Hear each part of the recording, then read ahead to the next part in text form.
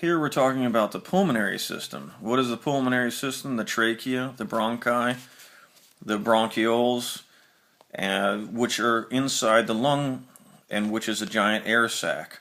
There's many more alveoli here than what is represented. I'm just using a small measurement so we can talk about what our problem is. What do we need the passage of? Air. We need to discharge CO2 and bring in O2. How do we do that? Lungs. It's that simple. Everyone understands the theory of O2 and CO2, but how does it really work?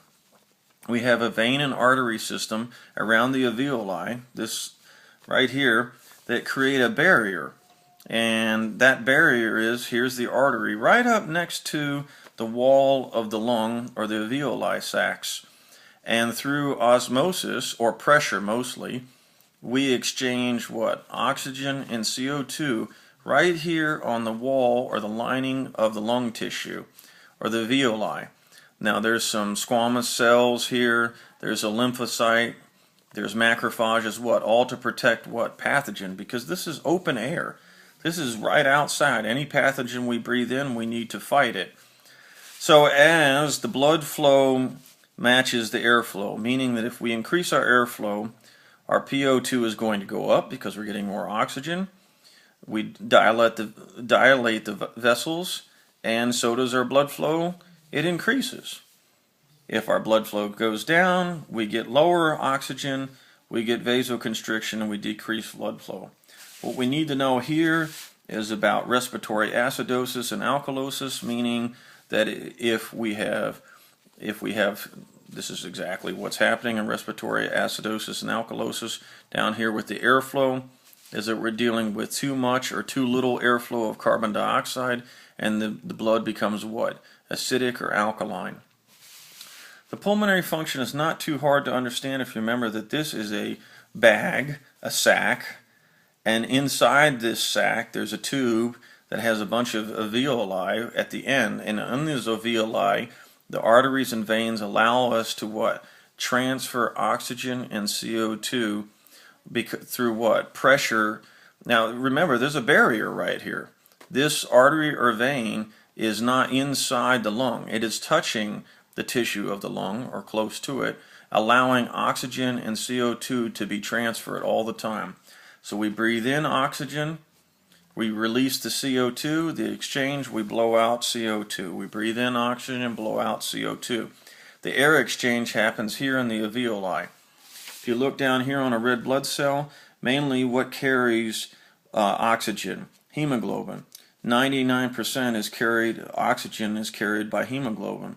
However, most of the CO2 is carried by bicarbonate, and we produce this. There's a little bit of an issue here as to why is there this respiratory acidosis alkalosis issue. It has to do with bicarbonate, because most of the carbon dioxide is not carried by the RBC. It is then converted into bicarbonate, or it's needed to be carried by bicarbonate. So just remember that bicarbonate is the necessary product for us to carry CO2 into the bloodstream and back to the lungs. So where in this the cells make CO2 from their metabolic processes, it goes through the blood system, through the vein, carries up over here, we exchange the CO2, we bring out the O2 from the outside air, and then we carry O2 back to the blood system.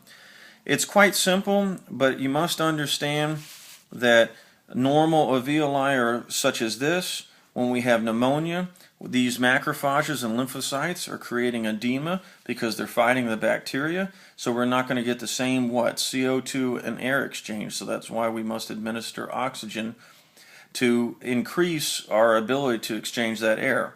Something like emphysema, where the alveoli have lost their surfactant and their wall lining. Surfactant is the #1 word that you must remember about pulmonary.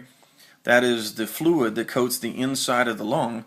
They've lost this surfactant and their ability to change shape and size, so they can't take in a lot of air or push out a lot of air. So most people with high levels of emphysema have to be on what? Continuous oxygen, because we need to increase the concentration of O2 because they can't breathe fast enough to compensate for the inability to exchange O2 and CO2.